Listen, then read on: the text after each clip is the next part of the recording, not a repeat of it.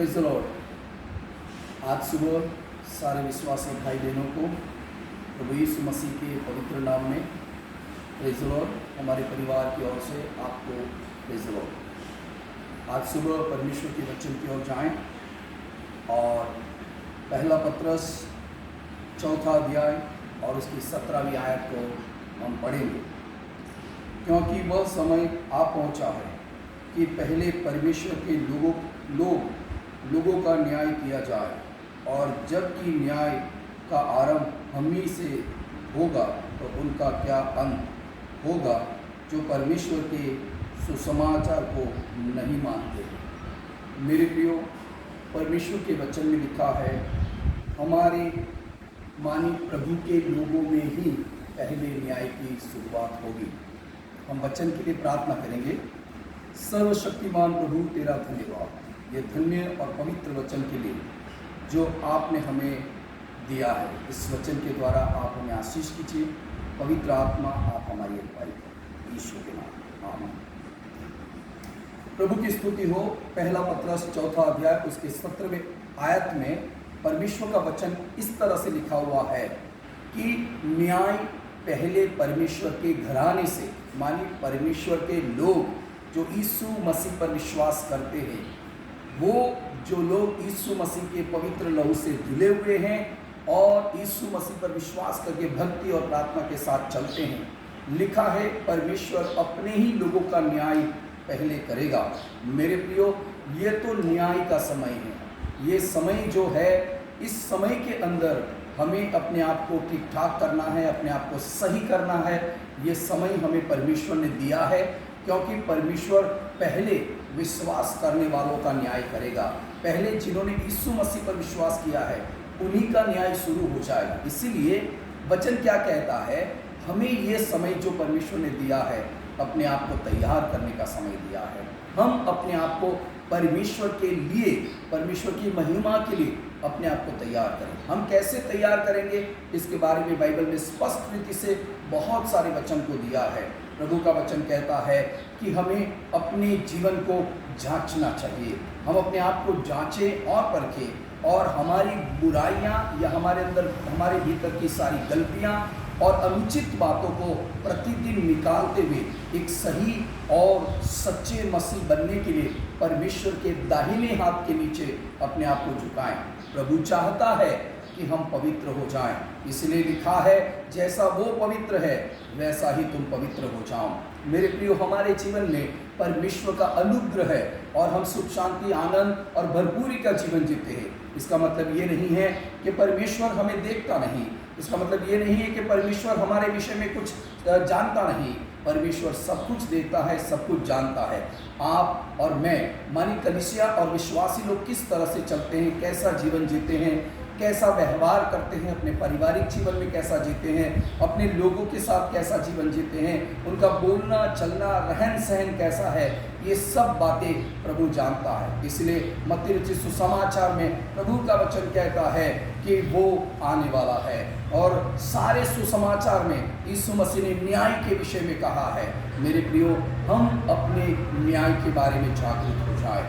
जब हमारा न्याय हो तब हम यीशु मसीह के लहू से धुले और परमेश्वर की महिमा के लिए पवित्र और परमेश्वर के राज्य के योग्य निकले। इसलिए अभी ये समय है अपने आप को तैयार करने का। अभी ये समय है परमेश्वर के आगे झुककर अपनी गलतियों को सुधारने का, वचन के अनुसार अपने आप को परमेश्वर की महिमा से सजाने का। इसलिए हे प्रियो, परमेश्वर का वचन कहता है, आओ हम मिलकर यहोवा का धन्यवाद करें, जिसने हमारा उद्धार किया है, जिसने अपने बेटे यीशु मसीह को इस दुनिया में भेजा और हमारे उद्धार के लिए उसने लहू बहाया। उस महान यीशु मसीह में परमेश्वर का धन्यवाद करें, प्रतिदिन धन्यवाद करें, क्योंकि उसने हमें चंगाई दी है, उसने हमें गरीबी से बाहर निकाला, उसने हमारे दुख ले लिए, उसने हमारी निराशाओं, चिंताओं को हमारे जीवन से दूर किया, हमें एक अच्छा जीवन जीने के लिए सिखाया। हमारे जीवन में, हमारे घर में, हमारे परिवार में वो अपनी शांति ले आया, सब प्रकार के उत्तम आशीष दिया है, और उसने अपने बेटे यीशु के लहू में हमें परमेश्वर का बेटा बेटी होने का अधिकार दिया है। इसलिए वो एक दिन हमें जितनी आशीषें दी हैं, हमें जो जीवन दिया है, जिस यीशु मसीह ने हमको भरपूरी दिया है, इन सारी बातों को लेकर हमने अच्छा जीवन नहीं जिया या हमने परमेश्वर के प्रति विश्वासियों के होकर जीवन नहीं जिया, इसीलिए वो न्याय करेगा। यदि हमने अच्छा जीवन जिया है तो हमें डरने की आवश्यकता नहीं, घबराने की आवश्यकता नहीं। न्याय तो सारे मानव जात का है, लेकिन दुख इस बात का है कि मसीह यीशु पर विश्वास करने के बाद भी कई लोग परमेश्वर के वचन के अनुसार नहीं चलते। कई लोग अपनी मनमानी करते हैं, उन्हें जो समझ में आता है वही वो करते हैं। वो अपनी मुरादें पूरी करना चाहते हैं, अपनी इच्छाओं को लोगों के सामने प्रकट करते हैं और वो ऐसा सोचते हैं कि मैं सही हूँ। ना मेरे प्रियो, अपने जीवन के बारे में बाइबल में खोज कीजिए। आपका जीवन बाइबल में लिखा हुआ है। आपकी हर हिलचाल, आपके हर स्वभाव, आपकी हर बातें, क्या बुरा है, क्या गलत है, क्या सही है, क्या अच्छा है, उसके बारे में बाइबल में स्पष्ट रीति से लिखा गया है। अगर आप बाइबल के हिसाब से अच्छा सोचते हैं तो परमेश्वर आपको बहुत आशीष करेगा और परमेश्वर की महिमा के लिए आप चुने गए लोग हैं। लेकिन यदि आप परमेश्वर की महिमा के वचन को सुनते हैं, पढ़ते हैं, समझते हैं, फिर भी टेढ़ी चाल चलते हैं और अनुचित बातें सोचते हैं और ना करने वाले काम करते हैं और परमेश्वर की महिमा को और यीशु मसीह के पवित्र लहू को और पवित्र आत्मा को जो उसने हमारे लिए दिया है उन्हें दुखी करते हैं, निराश करते हैं, तो हमारा जीवन का एक दिन न्याय होगा। तो क्या हम परमेश्वर के सामने खड़े रह पाएंगे? प्रभु का वचन कहता है कि न्याय निश्चय है। मेरे प्रियो, अभी ये समय है यीशु मसीह में अपने आप को तैयार करने का, यीशु मसीह के लिए अपने आप को तैयार करने का। कई लोग ऐसा सोचते हैं संसार ही हमारा सब कुछ है। ना मेरे प्रियो, संसार में आपको कोई लोग मान देते हैं, संसार में आपके पास धन संपत्ति है, संसार के अंदर आप खाते पीते और मौज करते हैं, ना, ये मसीह जीवन नहीं है। इसी में तो शैतान काम करता है।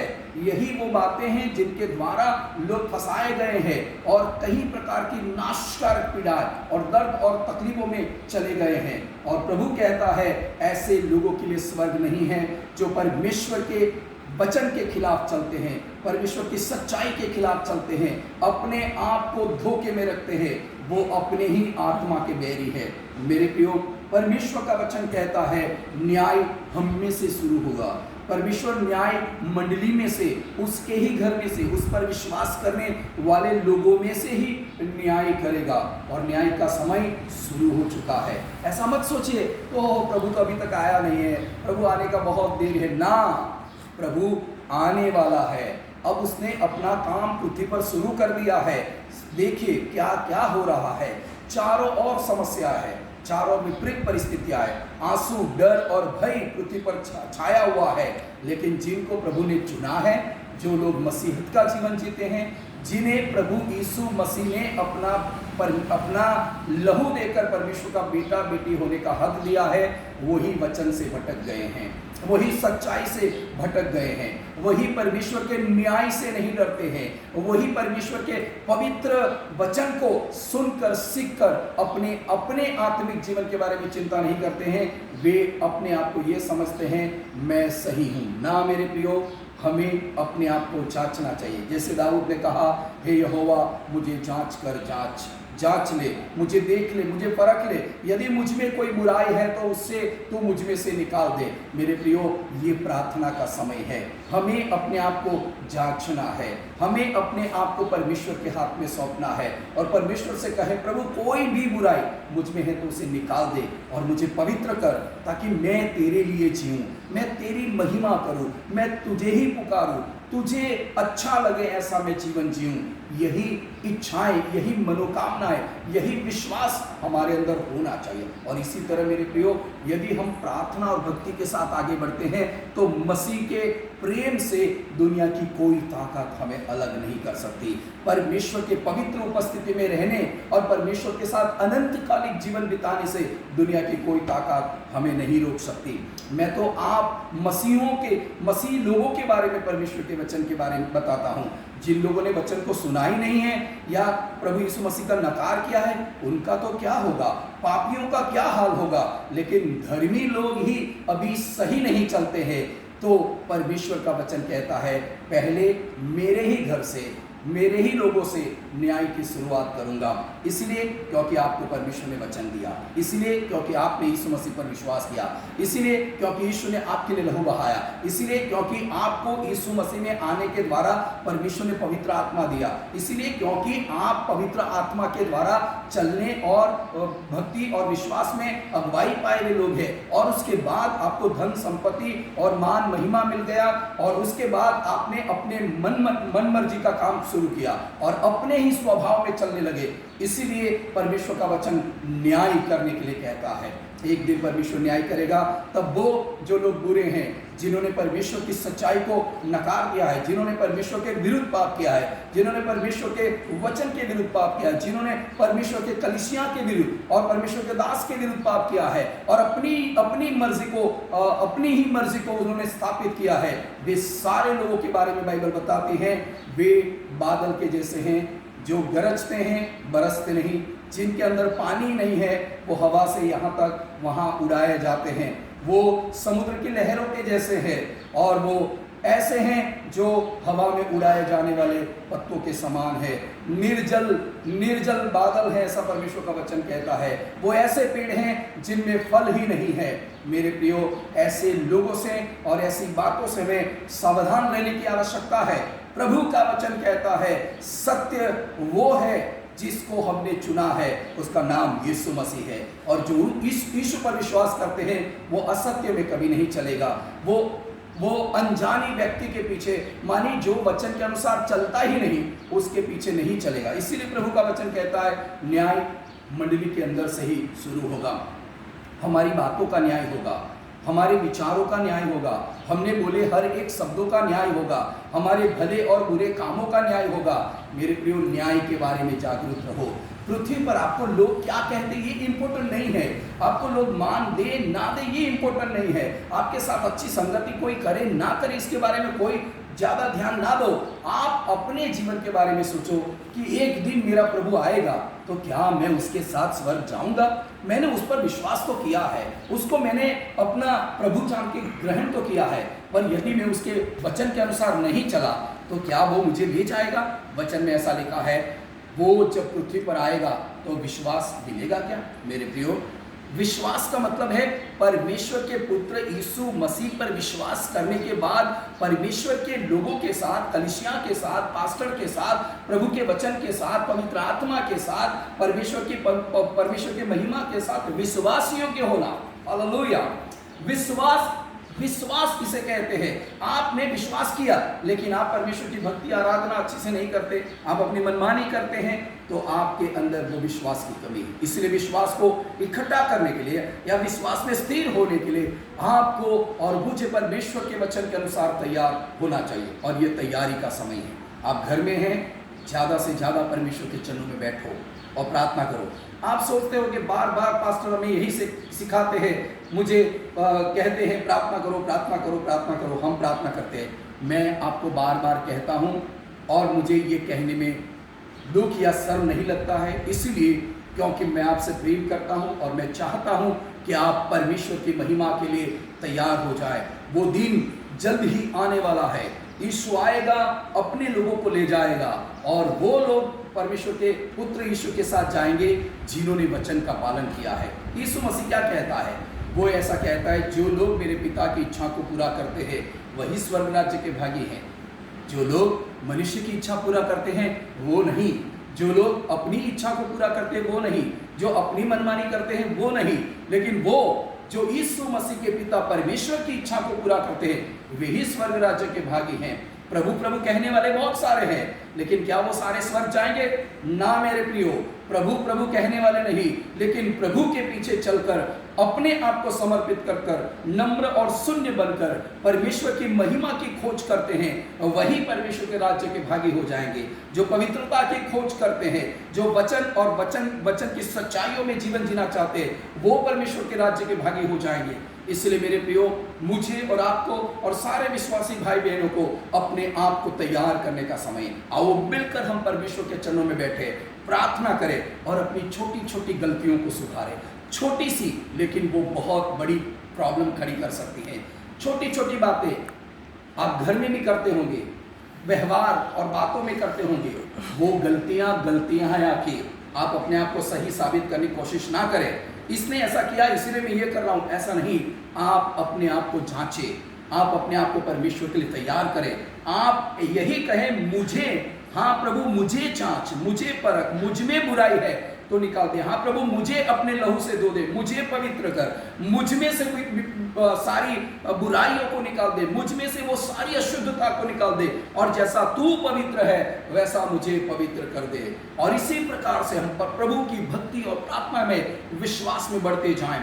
आप दूसरों के लिए आदर्श बने, आप दूसरों को बढ़ाने वाले बने, आप दूसरों को आत्मिक जीवन में प्रोत्साहित करने वाले बने, आप दूसरे लोगों को प्रभु में लाने वाले बने और प्रभु को महिमा देने वाले बने। मैंने किया ऐसा नहीं, मुझसे हुआ ऐसा नहीं, मेरे द्वारा ये लोग विश्वास में आए ऐसा नहीं।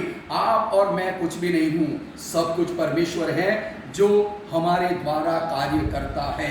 इसलिए न्याय का दिन आने से पहले, या हम परमेश्वर के पास जाएं इससे पहले, या यीशु मसीह इस पृथ्वी का न्याय करे इससे पहले, कलीसिया को तैयार होना है। कलीसिया को तैयार होना है। कलीसिया के सारे विश्वासी और सारे प्रभु के लोग परमेश्वर के आगे अपने आप को तैयार करें। जो लोग तैयार हैं वही स्वर्ग जाएंगे। वचन में लिखा है, मत्ती रचित सुसमाचार 25वें अध्याय में 10 कुमारिकाओं के बारे में लिखा है। वे सब के सब तैयार थी दुल्हे को मिलने के लिए, लेकिन 5 ही दुल्हे के साथ गई और 5 नहीं गई। क्यों पता है?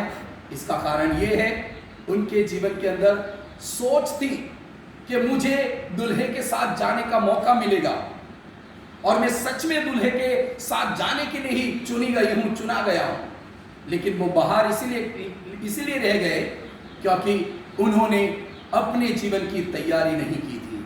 मेरे प्रियो, हमें अपने जीवन की तैयारी करना है, हमें अपने आप को तैयार करना है। 5 जो बुद्धिमान थी वो एकदम तैयारी के साथ आई थी, उन्होंने अपनी अपनी तैयारी की थी।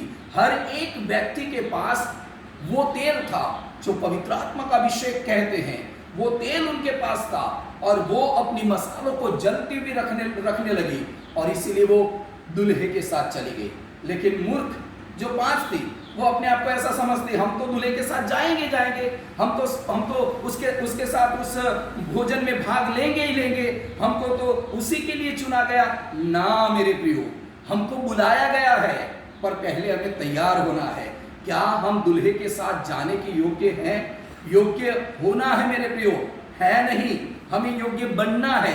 इसीलिए ये समय दिया गया है कि दुल्हा हमारा प्रभु यीशु मसीह आए, इससे पहले हम अपने आप को तैयार करें। हमारे खाली स्वभाव को, खाली मन को शैतान का कारखाना ना बनाए, बुरे विचारों और बुरे कार्यों के बारे में अपने मन को ना दे दे, लेकिन अभिषेक से भरे वचनों के लिए अपने हृदय को खोले, प्रभु के अच्छे विचारों से अपने जीवन को भर दे, पवित्र आत्मा के स्वभाव, पवित्र आत्मा के गुणों और पवित्र आत्मा के फलों से अपने जीवन को भर दे और पवित्र विश्वास में प्रतिदिन बढ़ते जाए, पवित्र आत्मा का अभिषेक प्रतिदिन पाए, घुटनों के बल झुकते हुए प्रार्थना के साथ, वचन के साथ अपने आप को तैयार करें। जब हम प्रभु यीशु मसीह के आने के समय इस प्रकार की तैयारी के साथ हम चलते जाएंगे, बढ़ते जाएंगे, तो हमारे लिए वो द्वार खुलेगा और हम द्वार में होकर यीशु के साथ प्रवेश करेंगे और हम स्वर्ग राज्य के भागी होंगे। लेकिन उन लोगों के लिए द्वार बंद हो जाएगा जिन्होंने पास्टर के साथ, कलीसिया के साथ धोखा किया है, वचन के साथ धोखा किया है, परमेश्वर की सच्चाई के साथ धोखा किया है, लोगों को भरमाते हैं, परमेश्वर की इच्छा के विरुद्ध काम करते हैं, परमेश्वर के वचन सच्चाई सिखाया है फिर भी अपनी मनमानी करते हैं, अपनी ही इच्छाओं के अनुसार चलते हैं, अपनी मर्जी के अनुसार चलते हैं, शरीर के सुख को भोगने के लिए, शरीर की लालसाओं को पूरा करने के लिए जीवन जीते हैं। वे सारे लोग दरवाजे के बाहर रह जाएंगे और वो चिल्ला चिल्ला कर कहेंगे, प्रभु हमने तेरे नाम से चमत्कार किए, हाँ प्रभु हमने तेरे नाम से भूत निकाले, हाँ प्रभु हम तुझे जानते हैं, हमने तुझ पर विश्वास किया, हमने तेरे नाम से उपवास किया, हमने तेरे नाम से काम किया, हमने तेरे नाम से चमत्कार किया, हमने तेरे नाम से प्रचार किया। प्रभु कहता मैं तुम्हें नहीं जानता, हे दुष्ट लोग तुम मुझसे दूर हो जाओ। मेरे प्रियो, वो वक्त आएगा तब रोना और दांत पीसना हो जाएगा। इससे पहले जो लोग परमेश्वर के वचन को सुनते हैं और जो लोग परमेश्वर के वचन पर चलना चाहते हैं, वे लोग अपने न्याय के बारे में सोचे, मेरा न्याय होगा तो क्या होगा, मेरे प्रियो, ये बहुत डर की बात है। ऐसा ना हो कि इतने सालों से प्रभु पर विश्वास करते हैं और यदि बाहर रह गए तो क्या होगा। पौल भी कहता है, मैं सबको सुसमाचार सुनाता हूं और मैं दरवाजे के बाहर रह गया तो क्या होगा। इसलिए मैं अपने आप को प्रतिदिन मारता और कूटता हूं, प्रतिदिन अपने आप को परमेश्वर के लिए तैयार करता हूं। मेरे प्रियो, आपको और मुझे अपने आत्मिक जीवन के लिए, अनंत जीवन के लिए तैयार होना है। आओ हम मिलकर ज्यादा से ज्यादा पवित्रता की खोज करें, प्रार्थना और भक्ति के साथ आगे बढ़े, वचन की सच्चाई में चले, भरमाने वाले और झूठे लोगों की बात ना सुने। वचन कहता है हमें पवित्र होना है, क्योंकि वो शीघ्र ही आने वाला है न्याय करने के लिए। प्रभु इस वचन से आपको आशीष दे। आमीन, आमीन।